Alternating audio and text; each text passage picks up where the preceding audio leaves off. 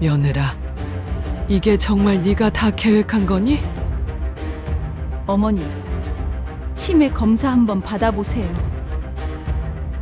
그럼 아들은? 내 아들도 모두 다 알고 있었던 거야? 어머니는 지금 자기 아들을 감옥에 보내려는 짓이에요. 이제 이 집은 우리 집이에요.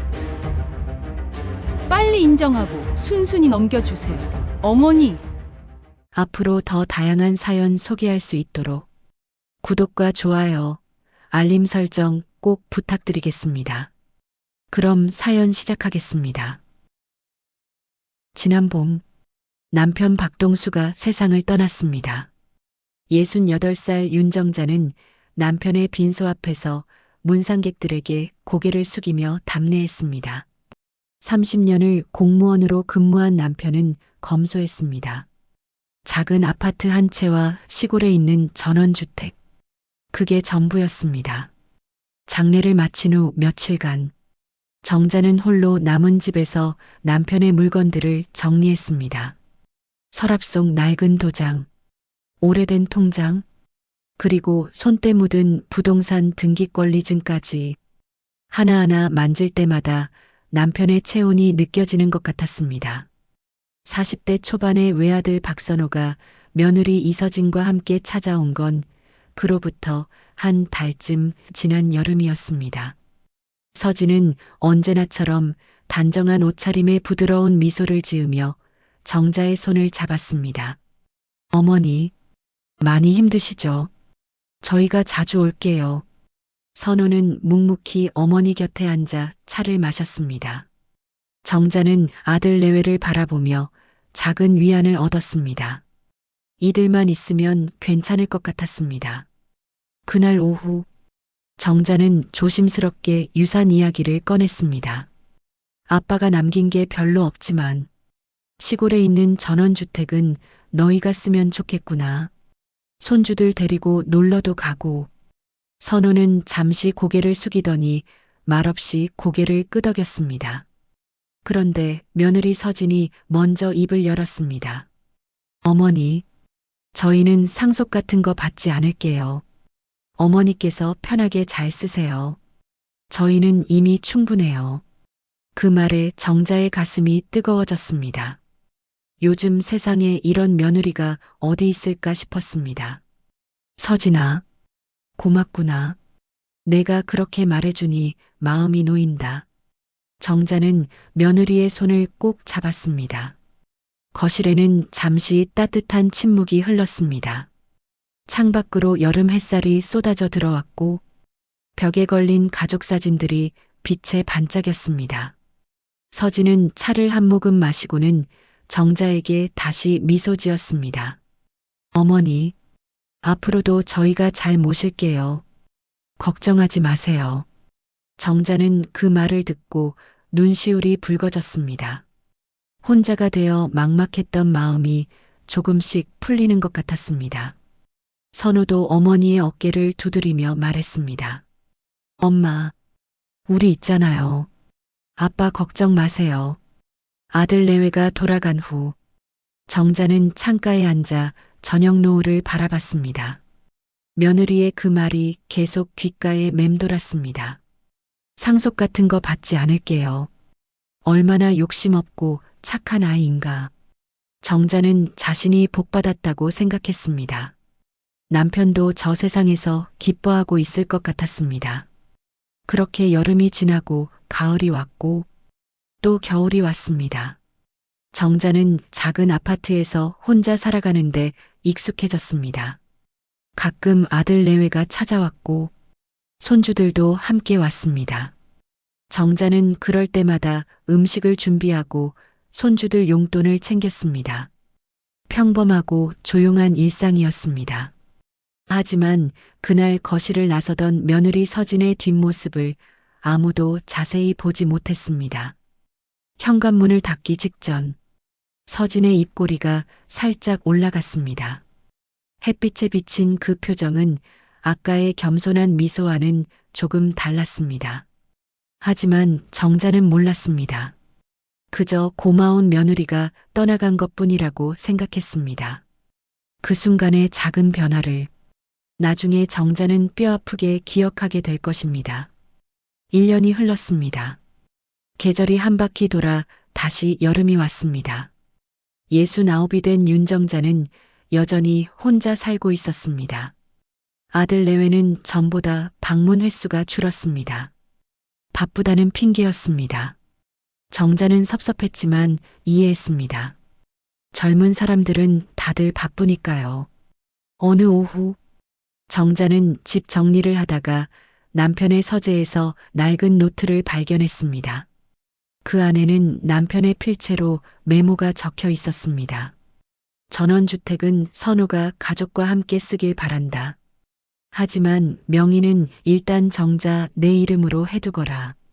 나중에 천천히 생각하면 돼. 정자는 남편의 세심함에 마음이 뭉클했습니다. 그날 저녁 초인종이 울렸습니다. 아들 선우와 며느리 서진이었습니다. 그런데 낯선 남자도 함께였습니다. 50대 중반쯤 되어 보이는 정장 차림의 남자였습니다. 어머니, 안녕하세요. 서진이 먼저 인사했습니다. 정자는 손님까지 온 것을 보고 황급히 거실을 정리했습니다. 이분은 김도연 변호사님이세요. 오늘 같이 모시고 왔어요. 변호사라는 말에 정자의 심장이 뛰기 시작했습니다. 무슨 일이 생긴 걸까요? 거실에 모두 앉았습니다. 서진은 차분하게 말을 꺼냈습니다. 어머니, 기억하시죠? 작년에 시골 전원주택 이야기하셨잖아요. 그때 저희 이름으로 해주신다고 하셨는데요. 정자는 눈을 크게 떴습니다. 내가 언제 그런 말을 했니? 서진은 미소를 잃지 않았습니다. 어머니, 지난해 여름이요. 아버님 장례 끝나고 한 달쯤 지나서요. 선우 이름으로 명예 이전해 주신다고 하셨잖아요. 정자는 고개를 저었습니다. 아니야. 난 그냥 너희가 쓰라고 했지. 명의를 바꾸자는 말은 안 했어. 그때 김도연 변호사가 서류 가방을 열었습니다. 어르신, 이게 당시 작성하신 위임장입니다. 변호사는 한 장의 서류를 꺼내 정자 앞에 놓았습니다. 정자는 떨리는 손으로 서류를 집어들었습니다. 거기에는 부동산 명의이전 위임장이라는 제목과 함께 자신의 이름이 인쇄되어 있었습니다. 그리고 맨 아래에는 도장이 찍혀 있었습니다. 정자는 숨이 막혔습니다.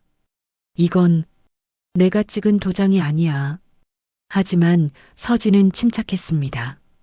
어머니, 작년 가을에 하셨어요. 그때 어머니가 내가 늙어서 나중에 복잡해지기 전에 미리 정리해 두자고 하셨잖아요. 정자의 머릿속이 하얗게 변했습니다. 정말 그런 말을 한 적이 있었을까요? 아니, 없었습니다. 절대로 없었습니다.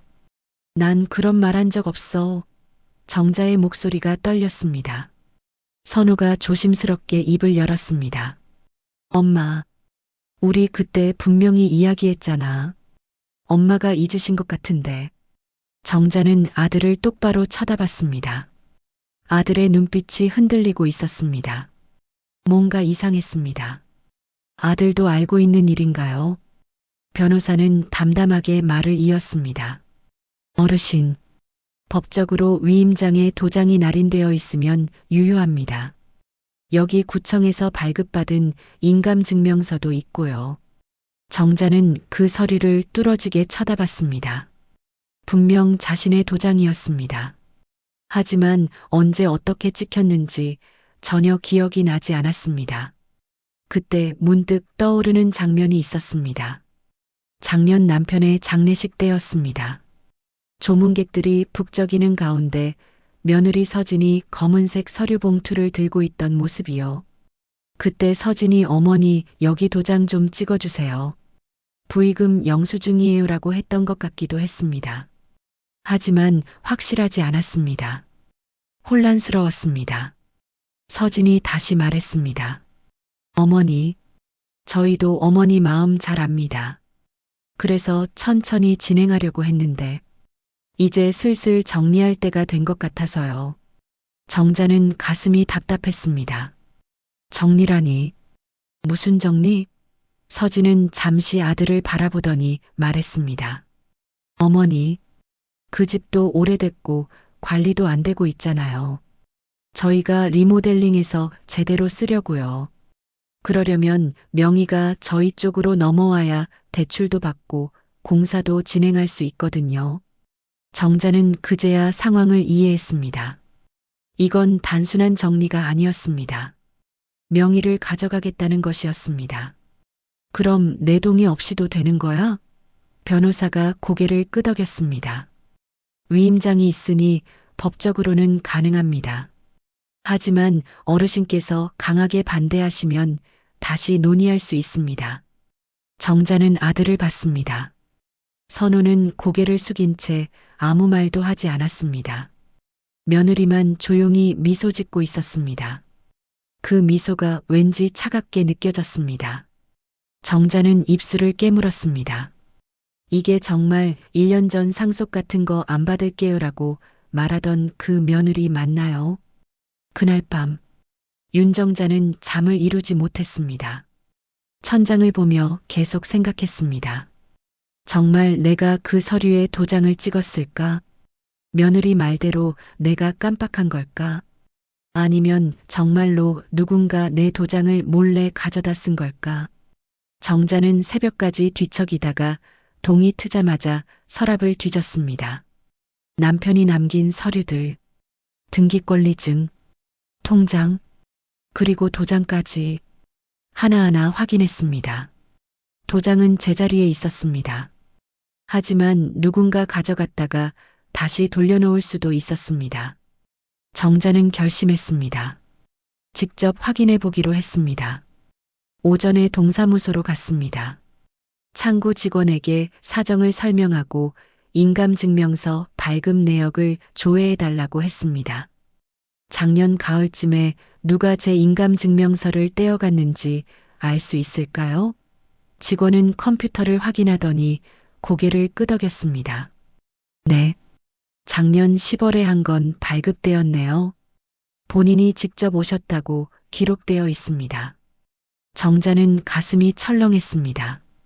자신은 작년 10월에 동사무소에 온 기억이 없었습니다. 정자는 다시 물었습니다. 그때 제가 직접 왔다고요? 대리인은 아니고요? 직원이 다시 확인했습니다. 네. 본인 확인 절차를 거쳤고 신분증도 제시하셨다고 나와 있어요. 서명도 여기 있습니다. 화면에 띄워진 서명을 보니 정자의 필체와 비슷했습니다. 하지만 분명 자신이 쓴 건 아니었습니다. 정자는 숨이 막혔습니다. 누군가 자신을 흉내낸 건지 아니면 정말로 자신이 갔다 온 걸 잊어버린 건지 알 수가 없었습니다. 동사무소를 나와 정자는 곧바로 등기소로 향했습니다. 전원주택의 등기부등본을 발급받았습니다. 서류를 펼쳐보는 순간 정자의 손이 떨렸습니다. 명의가 이미 아들 박선호로 변경되어 있었습니다. 그것도 한 달 전에 이미 완료되었더군요. 정자는 다리에 힘이 풀렸습니다. 등기소 의자에 주저앉아 한참을 그 서류를 들여다봤습니다. 어떻게 이럴 수가. 지나가던 직원이 정자를 보고 물었습니다. 괜찮으세요? 정자는 겨우 고개를 끄덕이고는 밖으로 나왔습니다. 집으로 돌아오는 길, 정자는 생각했습니다. 며느리의 말이 맞았습니다. 이미 법적으로 모든 절차가 끝났습니다. 자신의 동의 없이도 명의가 넘어갔습니다. 도대체 어떻게 이런 일이 가능한 걸까요? 정자는 화가 났습니다. 하지만 동시에 두려웠습니다. 만약 자신이 정말로 깜빡하고 서류에 도장을 찍었다면 어쩌죠? 만약 자신이 나이가 들어 기억을 잃어가고 있다면요? 하지만 아니었습니다. 정자는 자신이 멀쩡하다는 걸 알았습니다. 이건 누군가의 계획이었습니다. 집에 도착해 정자는 남편의 유품을 다시 살펴봤습니다. 서재 구석에서 낡은 상자 하나를 발견했습니다. 그 안에는 남편이 쓰던 수첩과 몇 장의 메모지가 있었습니다. 정자는 수첩을 펼쳤습니다. 거기에는 남편의 글씨로 이렇게 적혀 있었습니다. 전원주택, 정자 명의로 유지, 선우에게는 나중에 천천히. 정자의 눈에서 눈물이 흘렀습니다. 남편은 분명히 자신의 이름으로 두라고 했습니다. 그런데 지금은 아들 이름으로 바뀌어 있었습니다. 정자는 핸드폰을 꺼내 아들에게 전화를 걸었습니다. 신호음이 길게 울렸습니다. 한참 만에 선우가 받았습니다. 엄마, 왜요? 목소리가 피곤해 보였습니다. 선우야, 엄마가 등기소 다녀왔어. 집 명의가 이미 내 이름으로 바뀌어 있더구나. 전화기 너머로 침묵이 흘렀습니다. 그게, 엄마, 그건 선우의 목소리가 떨렸습니다. 법적으로 처리된 일이에요. 엄마가 동의하셨잖아요. 정자는 차갑게 말했습니다. 난 동의한 적 없어. 그리고 내 아빠는 그 집을 내 이름으로 두라고 했어. 전화기 너머에서 며느리의 목소리가 들렸습니다. 여보, 누구야? 선우가 뭐라고 대답하는 소리가 희미하게 들렸습니다. 그리고 다시 선우가 말했습니다. 엄마, 지금은 바빠요. 나중에 다시 통화해요. 그리고 전화가 끊겼습니다. 정자는 핸드폰을 내려다봤습니다. 통화 종료 화면이 차갑게 빛나고 있었습니다. 정자는 중얼거렸습니다. 내가 미쳤다고 생각하는 건가? 치매 걸렸다고 생각하나 보네. 하지만 정자는 포기하지 않았습니다. 이제 정말로 모든 걸 밝혀내야 했습니다. 며칠이 지났지만 아들에게서 연락이 없었습니다. 윤정자는 기다리다 못해 직접 아들 집으로 찾아가기로 했습니다. 아들 내외는 신도시의 아파트에 살고 있었습니다. 정자는 오전 일찍 집을 나섰습니다. 지하철을 2번 갈아타고 버스까지 타니 2시간이 걸렸습니다. 아들 집 앞에 도착했을 때는 오전 11시쯤이었습니다. 초인종을 눌렀습니다. 한참 만에 며느리 서진이 문을 열었습니다. 어머니, 갑자기 웬일이세요? 서진의 표정은 놀라움보다는 당혹스러움에 가까웠습니다. 선우 있니? 정자가 물었습니다. 직장 갔어요. 어머니, 먼저 연락하시지 그러셨어요. 정자는 안으로 들어갔습니다. 거실은 깨끗하게 정돈되어 있었습니다. 정자는 소파에 앉았습니다. 서진아, 우리 이야기 좀 하자. 서진은 잠시 망설이더니 맞은편에 앉았습니다. 뭐 때문에 오셨어요? 정자는 등기부등본을 가방에서 꺼내 테이블 위에 놓았습니다. 이거 내가 등기소에서 떼온 거야. 명의가 이미 선우 이름으로 바뀌어 있더구나. 그것도 한 달 전에. 서진은 서류를 힐끗 보더니 고개를 끄덕였습니다. 네, 맞아요. 제가 말씀드렸잖아요. 위임장이 있었으니까요. 정자는 눈을 똑바로 쳐다봤습니다. 난 그런 위임장에 도장 찍은 적 없어. 그리고 내가 작년에 상속 안 받겠다고 했잖니. 서진의 표정이 미묘하게 변했습니다. 어머니, 그건 겸손의 표현이었어요. 실제로는 어머니께서 저희에게 주신다고 하셨잖아요. 어머니가 서명하셨어요. 분명히. 정자는 고개를 저었습니다. 아니야.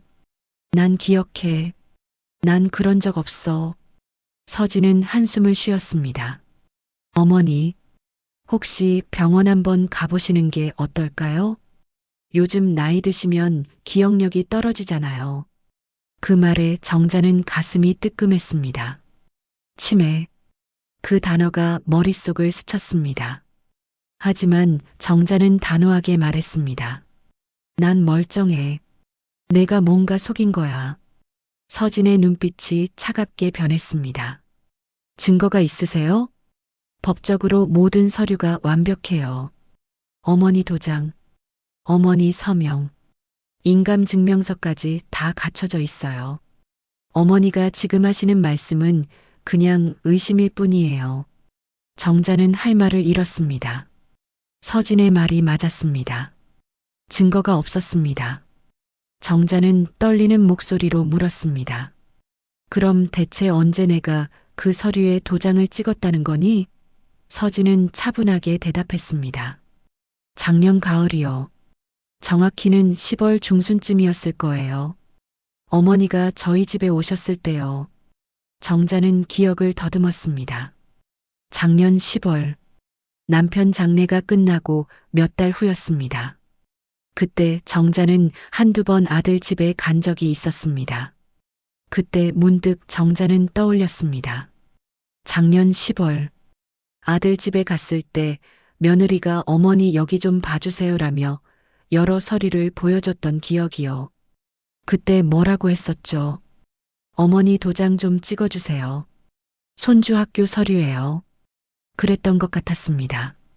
정자는 그때 아무 의심 없이 도장을 찍었습니다. 손주를 위한 일이니까요. 하지만 그게 위임장이었을까요? 정자는 소름이 돋았습니다. 서진아, 그때 손주 학교 서류라고 했잖니. 정자가 떨리는 목소리로 말했습니다. 서진은 고개를 저었습니다. 아니에요. 어머니, 그때 분명히 전원주택 명의 이전 서류라고 말씀드렸어요. 어머니가 그래, 너희가 쓰면 되지라고 하시면서 도장 찍으셨어요. 정자는 머리가 아팠습니다. 정말 그랬을까요? 아니면 며느리가 거짓말을 하는 걸까요? 혼란스러웠습니다. 그때 현관문이 열리는 소리가 났습니다. 아들 선우가 들어왔습니다. 엄마, 왜 여기 와 계세요? 선우는 놀란 표정으로 거실로 들어왔습니다. 정자는 아들을 똑바로 쳐다봤습니다. 선우야, 내가 말해봐. 엄마가 정말로 그 위임장에 도장을 찍었니? 선우는 잠시 말을 잃었습니다. 며느리가 남편을 쳐다봤습니다. 선우는 눈을 피하며 말했습니다. 엄마, 그게... 선우는 소파에 앉았습니다. 엄마, 당신이 서명하셨잖아요. 기억 안 나세요? 정자는 아들의 눈을 보며 물었습니다. 정말 내가 했니? 선우는 고개를 끄덕였습니다. 네, 엄마가 직접 하셨어요. 그때 엄마가 나중에 복잡해지기 전에 미리 정리하자고 하셨잖아요. 정자는 벽에 걸린 가족 사진을 봤습니다. 그 사진 속에는 행복하게 웃고 있는 가족들이 있었습니다. 하지만 지금 이 순간 그 사진 속 사람들이 낯설게 느껴졌습니다. 정자는 천천히 일어났습니다. 그래, 알았어. 내가 늙어서 기억을 잃은 모양이구나. 정자의 목소리는 쓸쓸했습니다. 며느리가 말했습니다. 어머니, 병원 가보세요. 요즘 치매 초기 증상이 기억력 감퇴라던데요. 정자는 대답하지 않았습니다. 현관문을 열고 나가면서 정자는 뒤돌아봤습니다. 아들과 며느리가 나란히 서 있었습니다.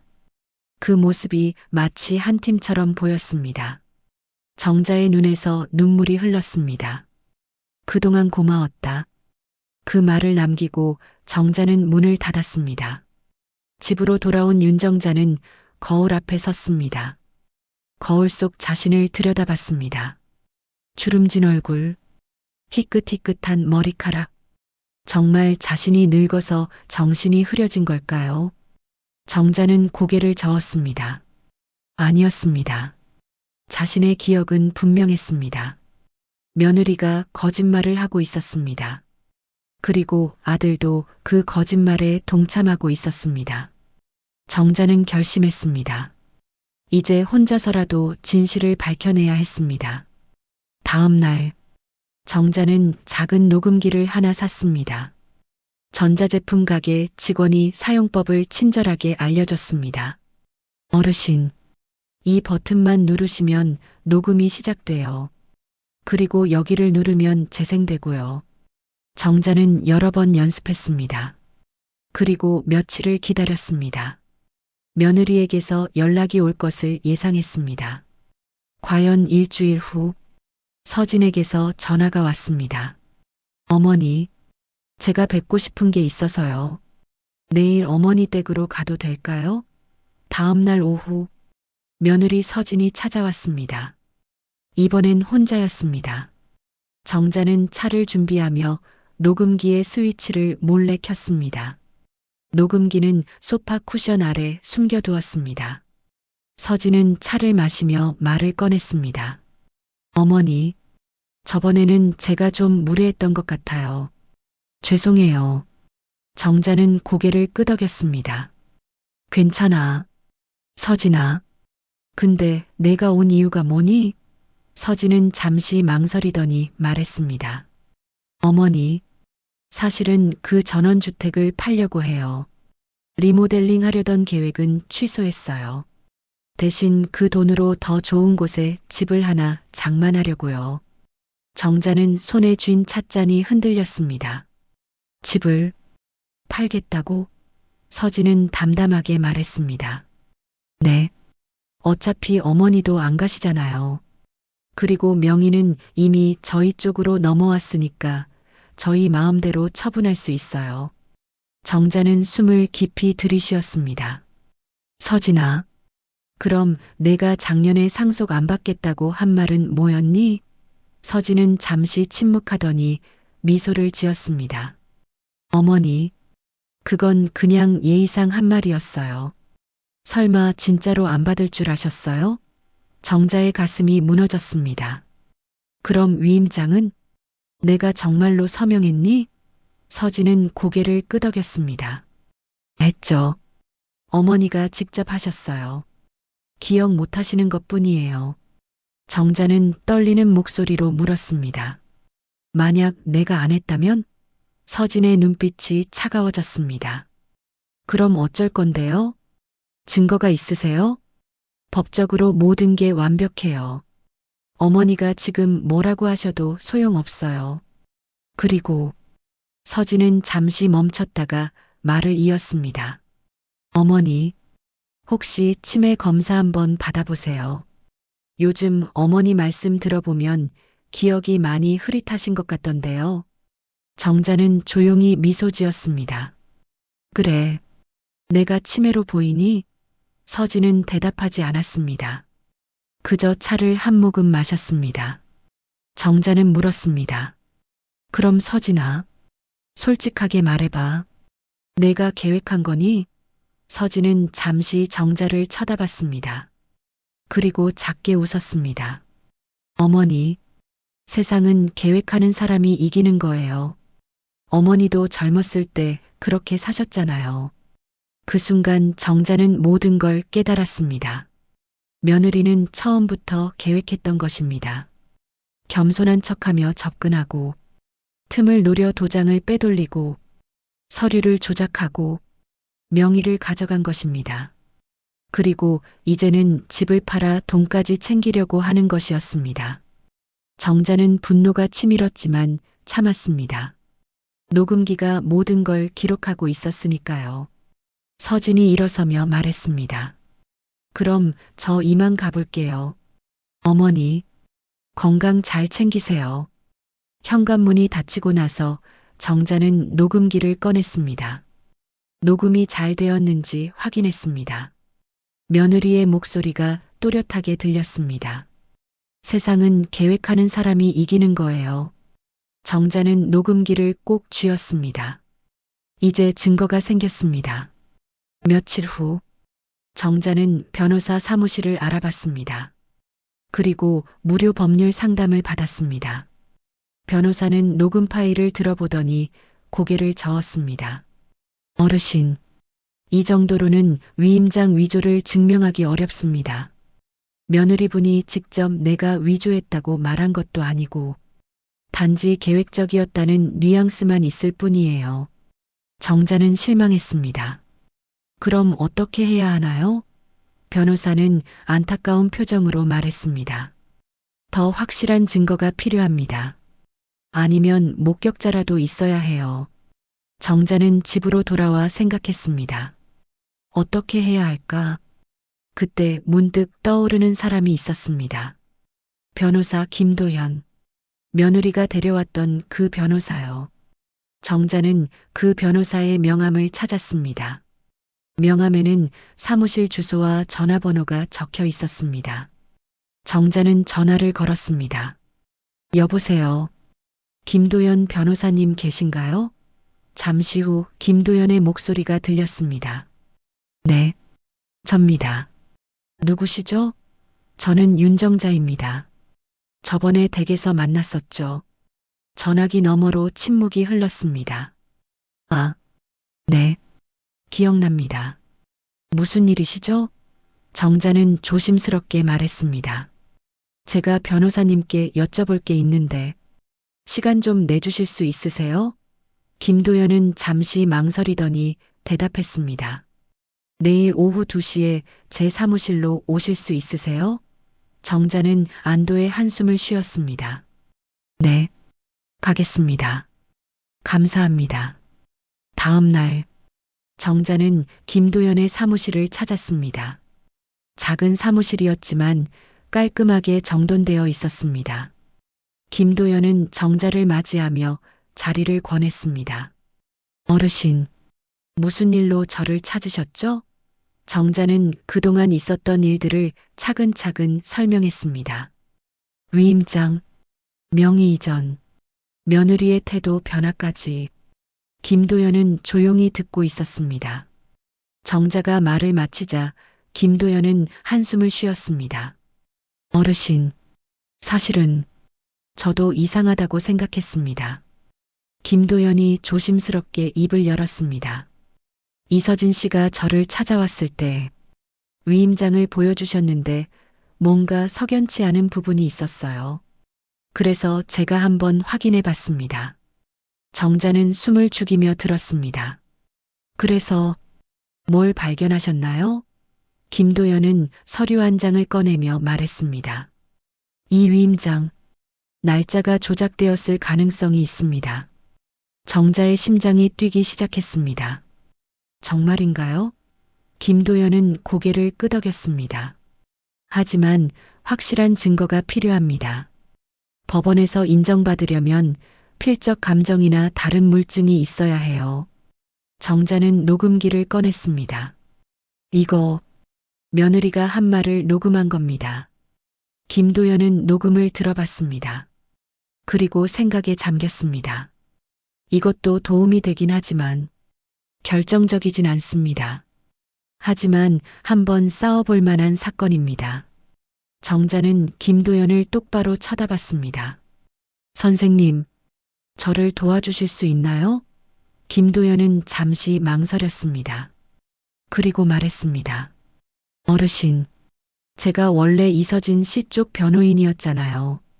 그런데 이제 어르신을 돕겠다는 건 이해 충돌이 될 수 있습니다.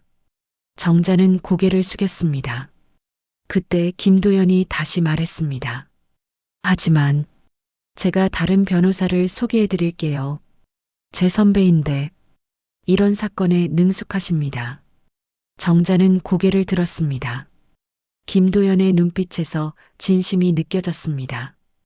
감사합니다. 선생님, 김도연은 명함 한 장을 건네며 말했습니다. 그리고 어르신, 하나 알려드릴 게 있어요. 제가 이서진 씨를 만났을 때 그분이 하신 말씀 중에 이상한 게 있었어요. 어차피 시어머니는 기억도 못할 텐데라는 말을 하셨거든요. 그때는 무심코 넘어갔는데 지금 생각해보니 정자는 그 말을 듣고 온몸이 떨렸습니다. 처음부터 계획된 것이었습니다. 김도연이 소개해준 변호사는 50대 후반의 여성 변호사 박혜숙이었습니다. 박혜숙은 가족법 전문가로 이름이 알려진 사람이었습니다. 윤정자는 박혜숙의 사무실에서 다시 한번 모든 이야기를 털어놓았습니다. 박혜숙은 꼼꼼하게 메모하며 들었습니다. 어르신, 일단 위임장 위조 의혹으로 고소장을 준비하겠습니다. 그리고 필적 감정을 신청해야 할 것 같아요. 며칠 후 정자는 고소장을 제출했습니다. 며느리 이서진과 아들 박선우를 상대로 한 사기 및 위조 문서 행사 혐의였습니다. 고소장이 접수되고 나서 일주일 후 아들에게서 전화가 왔습니다. 엄마, 무슨 짓을 하신 거예요? 선우의 목소리는 분노로 떨리고 있었습니다. 정자는 침착하게 대답했습니다. 무슨 짓이라니? 엄마는 그냥 진실을 밝히려는 것뿐이야. 엄마가 저를 고소하셨어요. 저를, 아들을. 선우의 목소리는 점점 커졌습니다. 정자는 차갑게 말했습니다. 너희가 먼저 엄마를 속였잖니. 그리고 내 아빠가 남긴 집을 몰래 가져갔잖아. 전화기 너머로 며느리의 목소리가 들렸습니다. 여보, 전화 줘봐. 잠시 후 서진의 목소리가 들렸습니다. 어머니, 지금 뭐 하시는 거예요? 정자는 단호하게 대답했습니다. 너희가 한 짓을 밝혀내는 거지. 서진은 웃음기 없는 목소리로 말했습니다. 어머니, 생각 좀 해보세요. 지금 고소장에 누구 이름이 올라가 있는지 아세요? 박선호. 어머니 아들이에요. 어머니가 지금 자기 아들을 감옥에 보내려는 거예요. 정자는 숨이 막혔습니다. 며느리 말이 맞았습니다. 고소장에는 서진과 함께 선호의 이름도 있었습니다. 서진이 계속 말했습니다. 어머니, 위임장에는 선호 이름이 있어요. 명의 이전 서류에도 선호 이름이 있고요. 그러니까 어머니가 이 사건을 끝까지 밀고 가시면 아들도 공범이 되는 거예요. 사기죄로 실형을 살 수도 있어요. 정자의 손이 떨렸습니다. 그럼 넌 어떻게 되는데? 서진은 차갑게 웃었습니다. 저요? 저는 아무 문제 없어요. 서류상으로는 제 이름이 거의 안 나와요. 모든 게 남편 이름으로 되어 있거든요. 정자는 무릎에 힘이 빠졌습니다. 며느리는 처음부터 계산했던 것입니다. 자신은 뒤에 숨고 남편을 앞에 내세운 것이었습니다. 서진아, 내가 정말. 정자는 말을 잇지 못했습니다. 서진이 말했습니다. 어머니, 고소를 취하하세요. 그럼 우리도 조용히 넘어갈게요. 하지만 계속 이러시면 아들만 망가져요. 어머니가 선택하세요. 전화가 끊겼습니다. 정자는 한참을 멍하니 앉아 있었습니다. 아들, 자신이 낳아 키운 아들, 30년 넘게 정성껏 키웠던 아들, 그 아들을 감옥에 보낼 수는 없었습니다. 아무리 아들이 잘못했어도 그래도 제 자식인데. 정자는 눈물을 흘렸습니다. 며느리는 그걸 알고 있었던 것입니다. 어머니는 절대 아들을 버리지 못한다는 것을요. 다음 날 정자는 박혜숙 변호사를 만났습니다. 선생님, 고소를 취하하고 싶습니다. 박혜숙은 놀란 표정으로 물었습니다. 왜요? 지금 포기하시면 아무것도 돌려받을 수 없어요. 정자는 고개를 저었습니다. 아들이 망가질까봐 두려워요. 박혜숙은 한숨을 쉬었습니다. 어르신, 그게 며느리분의 계략이에요. 어르신의 모성애를 이용하는 거예요. 정자도 알고 있었습니다. 하지만 어쩔 수 없었습니다. 선생님, 제가 아들을 버릴 수는 없어요. 아들만은 지켜줘야 해요. 박혜숙은 안타까운 표정으로 정자를 바라봤습니다. 알겠습니다. 하지만 정말 후회 안 하시겠어요? 정자는 눈물을 닦으며 말했습니다. 후회는 나중에 해도 돼요. 지금은 아들을 지키는 게 먼저예요. 그날 저녁, 정자는 고소 취하서에 서명했습니다. 박혜숙이 그 서류를 받아들고 말했습니다. 어르신, 그래도 하나만 기억하세요. 며느리분은 이 사실을 알고 더 대담해질 거예요. 어르신이 아들 때문에 아무것도 못한다는 걸 알게 됐으니까요. 정자는 고개를 끄덕였습니다. 이미 알고 있는 사실이었습니다. 며칠 후 며느리 서진이 부동산 중개소를 찾았습니다. 전원주택을 매물로 내놓은 것입니다. 중개소 직원이 물었습니다. 집주인분 동의는 받으셨어요? 서진은 등기부등본을 내밀며 말했습니다. 네. 저희 남편 명의예요. 문제 없어요. 중개소 직원은 서류를 확인하고 매물을 등록했습니다. 전원주택은 시세보다 조금 낮은 가격에 빠르게 팔렸습니다. 그 돈은 모두 선호명의 계좌로 들어왔습니다. 그리고 며칠 후 그 돈은 서진 명의의 새 아파트 계약금으로 사용되었습니다. 서진은 웃으며 남편에게 말했습니다. 여보, 이제 진짜 우리 집이에요. 시어머니 손 안 탄 깨끗한 우리 집. 선우는 아무 말도 하지 못했습니다. 마음 한구석이 무거웠지만 어쩔 수 없었습니다. 이미 돌이킬 수 없는 강을 건넌 것 같았습니다. 그날 밤 서진은 거울 앞에서 미소 지었습니다. 모든 것이 계획대로 되었습니다. 시어머니는 아들 때문에 아무것도 하지 못했습니다. 재산은 모두 자신들의 것이 되었습니다. 완벽한 승리였습니다. 서진은 침대에 누워 천장을 바라보며 생각했습니다.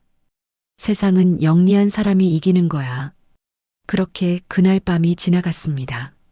하지만 서진은 몰랐습니다. 윤정자가 고소를 취하한 진짜 이유를요.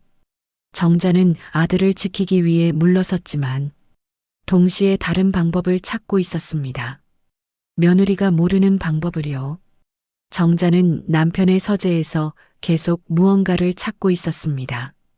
그리고 마침내 오래된 금고 속에서 봉인된 봉투 하나를 발견했습니다. 봉투에는 남편의 글씨로 이렇게 적혀 있었습니다. 정자에게 내가 떠난 후 열어볼 것. 윤정자는 떨리는 손으로 봉투를 열었습니다. 안에는 남편의 손편지와 함께 공증된 서류 한 장이 들어 있었습니다. 정자는 편지를 먼저 읽었습니다. 정자, 내가 이 편지를 쓰는 건 혹시 모를 일에 대비하기 위해서야. 세상에는 우리가 생각지 못한 일들이 일어나곤 하니까. 전원주택은 내 이름으로 남길 거야. 선우에게 물려줄 생각은 있지만 그건 내가 판단해서 결정할 일이야. 이 유언장은 공증을 받아뒀어. 만약 누군가 내 뜻과 다르게 재산을 처분하려 한다면 이 서류를 사용해. 당신은 평생 고생만 했으니 이제는 편히 쉬길 바라. 정자는 편지를 읽고 눈물을 흘렸습니다. 남편은 알고 있었던 것입니다. 혹시 모를 일을 대비해 이렇게 준비해 둔 것이었습니다. 정자는 공증 유언장을 펼쳤습니다. 거기에는 명확하게 적혀 있었습니다. 전원주택의 소유권은 배우자 윤정자에게 있으며 본인 사후에도 타인에게 임의로 양도되거나 처분될 수 없음. 이는 본인의 최종 의사이며 어떠한 다른 문서나 구두 약속보다 우선함. 남편의 서명과 함께 공증인의 직인이 찍혀 있었습니다. 정자는 이 서류를 들고 박혜숙 변호사를 다시 찾아갔습니다. 선생님, 이걸 발견했어요. 박혜숙은 서류를 자세히 살펴봤습니다. 그리고 놀란 표정으로 말했습니다. 어르신, 이건 공증 유언장이에요. 그것도 명의 이전 전에 작성된 거예요. 이게 있으면 며느리가 한 모든 명의 이전이 무효가 될 수 있어요. 정자는 처음으로 희망을 보았습니다. 정말인가요? 박혜숙은 고개를 끄덕였습니다. 네. 공증 유언장은 법적 효력이 아주 강해요. 특히 배우자에게 재산을 남긴다는 명확한 의사가 있으니 다른 어떤 문서보다 우선합니다. 게다가 이 유언장이 위임장보다 먼저 작성되었다는 것도 증명할 수 있어요. 정자는 안도의 한숨을 쉬었습니다. 그럼 이제 어떻게 해야 하나요? 박혜숙이 설명했습니다. 먼저 이 유언장을 근거로 명의 이전 무효 소송을 제기해야 해요. 그리고 현재 명의를 다시 어르신 이름으로 되돌려야 합니다. 정자는 걱정스러운 표정으로 물었습니다. 그럼 아들은요? 아들도 처벌받나요? 박혜숙은 고개를 저었습니다. 이번엔 형사고소가 아니라 민사소송이에요. 명의만 되돌리는 거죠. 아들은 처벌받지 않아요. 정자는 마음이 조금 놓였습니다. 아들을 지킬 수 있고 동시에 재산도 되찾을 수 있다니. 정자는 박혜숙에게 소송 준비를 부탁했습니다. 며칠 후 소송이 제기되었습니다. 이번에는 명의 이전 무효 소송이었습니다. 며느리 서진에게 법원 통지서가 날아갔습니다. 그러던 어느 날 밤, 정자는 아들에게서 급한 전화를 받았습니다. 엄마, 저 사고가 났어요. 선호의 목소리는 약하게 떨리고 있었습니다. 정자는 심장이 덜컥 내려앉았습니다. 뭐? 무슨 사고? 차 사고요. 지금 병원이에요. 중환자실. 전화가 뚝 끊겼습니다. 정자는 황급히 옷을 챙겨 입고 병원으로 달려갔습니다. 병원 중환자실 앞에는 며느리 서진이 서 있었습니다. 얼굴이 창백했습니다. 어머니, 서진이 정자를 보며 말했습니다. 정자는 서진을 지나쳐 의사를 찾았습니다. 제 아들 박선호, 어떻게 됐어요? 의사는 심각한 표정으로 말했습니다. 머리를 심하게 다쳤습니다. 지금 수술 중이고 깨어날지는 아직 모릅니다. 정자는 그 자리에 주저앉았습니다. 아들이, 자신의 아들이, 며느리와의 싸움, 재산 문제, 그 모든 게 한순간에 무의미해졌습니다. 정자는 중환자실 밖 의자에 앉아 밤새 기도했습니다. 아들이 깨어나길, 제발 살아만 있어 달라고. 서진도 맞은편에 앉아 있었습니다.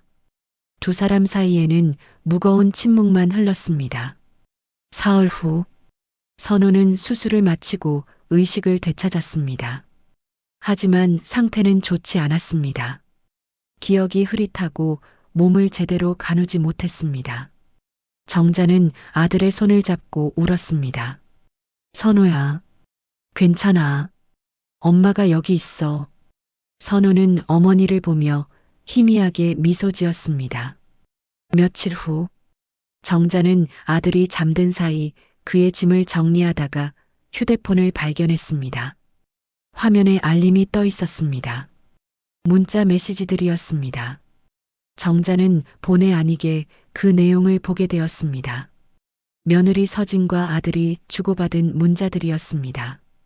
여보, 어머니가 유언장 들고 나타났대. 어떡하지? 며느리의 문자였습니다. 그 아래 아들의 답장이 있었습니다. 걱정 마. 엄마는 알면서도 넘어가 주실 거야.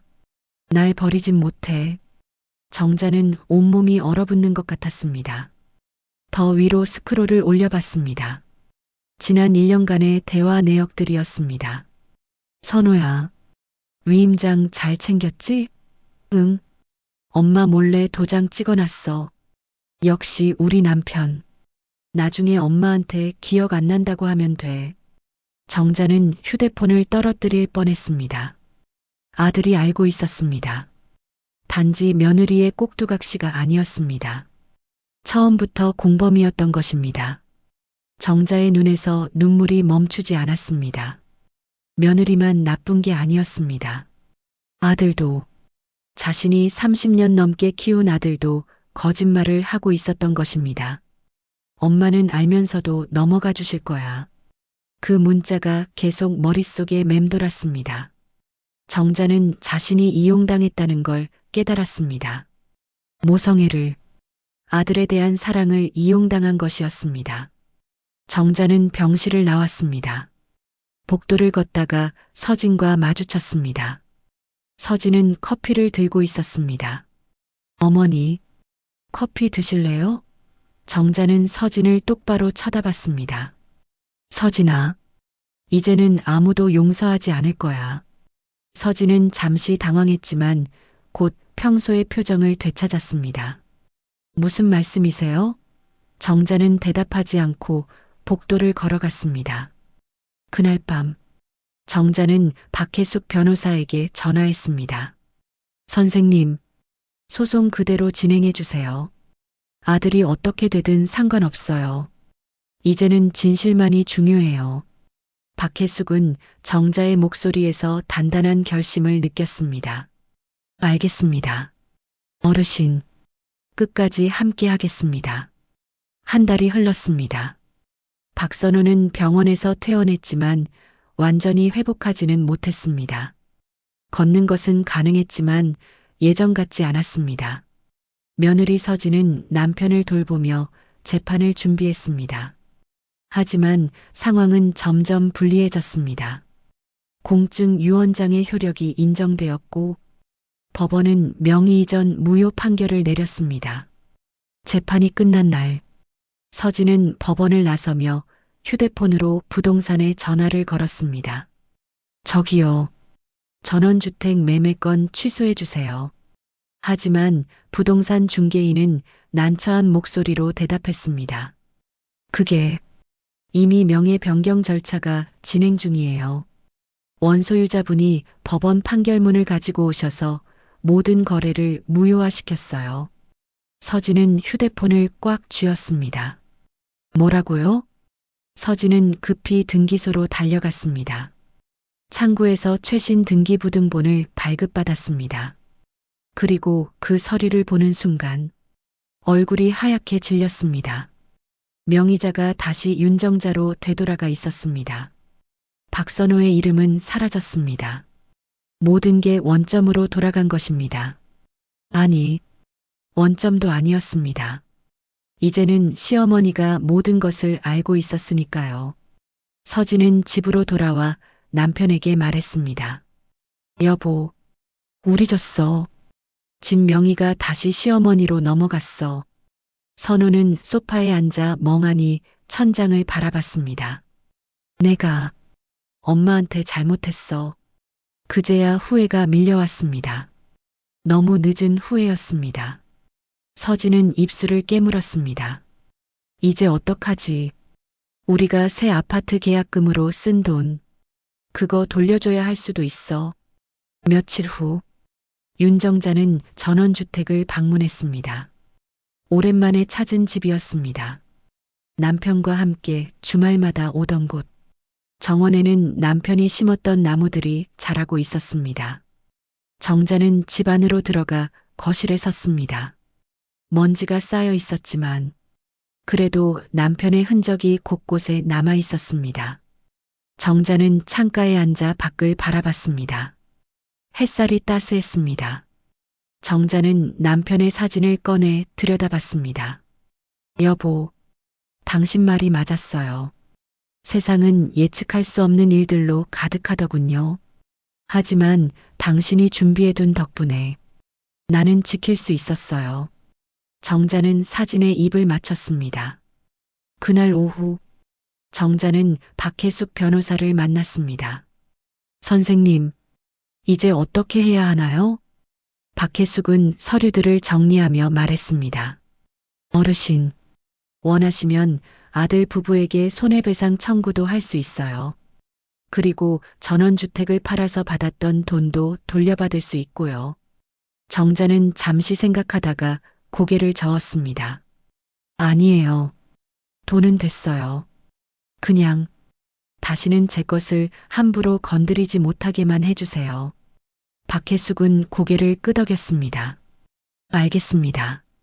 그럼 공증 유언장을 다시 한번 강화해서 어르신의 사후에도 아들이 함부로 처분하지 못하도록 조치하겠습니다. 정자는 안도의 한숨을 쉬었습니다.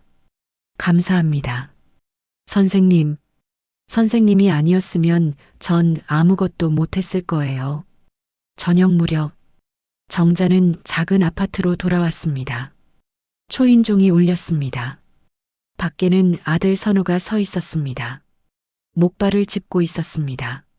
엄마, 선호의 목소리는 떨리고 있었습니다. 정자는 문을 열어줬지만 말없이 안으로 들어갔습니다. 선호가 뒤따라 들어왔습니다. 거실에서 두 사람은 마주 앉았습니다. 한참 동안 침묵이 흘렀습니다. 선호가 먼저 입을 열었습니다. 엄마, 제가 잘못했어요. 정자는 아들을 쳐다봤습니다. 선호는 고개를 숙였습니다. 엄마 휴대폰 봤죠? 제가 서진이랑 주고받은 문자들. 정자는 대답하지 않았습니다. 선호가 계속 말했습니다. 처음에는 그냥 집 하나 받는 거라고 생각했어요. 엄마도 어차피 안 쓰시는 집이니까. 그래서 엄마를 속였니? 정자가 차갑게 물었습니다. 선호는 눈물을 흘렸습니다. 죄송해요. 엄마, 정말 죄송해요. 제가 잘못했어요. 정자는 아들의 눈물을 보며 가슴이 아팠습니다. 그래도 여전히 자신의 아들이었으니까요. 하지만 정자는 단호하게 말했습니다. 선호야, 내가 진심으로 잘못을 깨달았는지 아니면 그냥 억울해서 우는 건지 엄마는 알 수 없어. 선호가 고개를 들었습니다. 엄마, 저 정말 됐어. 정자가 손을 들어 말을 끊었습니다. 이제 집 이야기는 끝이야. 그 집은 엄마가 죽을 때까지 엄마 거야. 그 이후는 엄마도 모르겠다. 선호는 입술을 깨물었습니다. 엄마, 저희를 용서해 주세요. 정자는 오랫동안 아들을 바라봤습니다. 그리고 조용히 말했습니다. 용서는 시간이 필요해. 아직은 아니야. 선호는 고개를 숙였습니다. 알겠습니다. 엄마, 건강하세요. 그렇게 말하고 선호는 일어났습니다. 목발을 짚고 현관으로 향했습니다. 문을 열기 전에 뒤돌아봤습니다. 엄마, 사랑해요. 정자는 대답하지 않았습니다. 선호는 문을 닫고 나갔습니다. 정자는 혼자 남았습니다. 거실에는 다시 고요가 찾아왔습니다. 정자는 창가로 가서 밖을 내다봤습니다. 아들이 절뚝이며 걸어가는 모습이 보였습니다. 정자의 눈에서 눈물이 흘렀습니다. 여전히 아들이 사랑스러웠습니다. 하지만 동시에 배신감도 지울 수 없었습니다. 이 복잡한 감정을 어떻게 정리해야 할지 정자도 몰랐습니다. 며칠 후 정자는 다시 전원주택을 찾았습니다. 이번에는 청소 도구를 가져갔습니다. 집안을 하나하나 닦기 시작했습니다. 먼지를 털어내고 창문을 닫고 마루를 쓸었습니다. 남편과 함께했던 추억들이 하나씩 떠올랐습니다. 여보, 이 집에서 우리 참 행복했었죠. 정자는 혼잣말을 했습니다. 청소를 마친 후 정자는 거실 소파에 앉았습니다. 창밖으로는 봄비가 내리고 있었습니다. 정자는 남편의 사진을 무릎에 올려놓고 바라봤습니다. 당신이 지켜준 이 집에서 나 혼자 조용히 살아갈게요. 아들에게는 아직 줄 수가 없어요.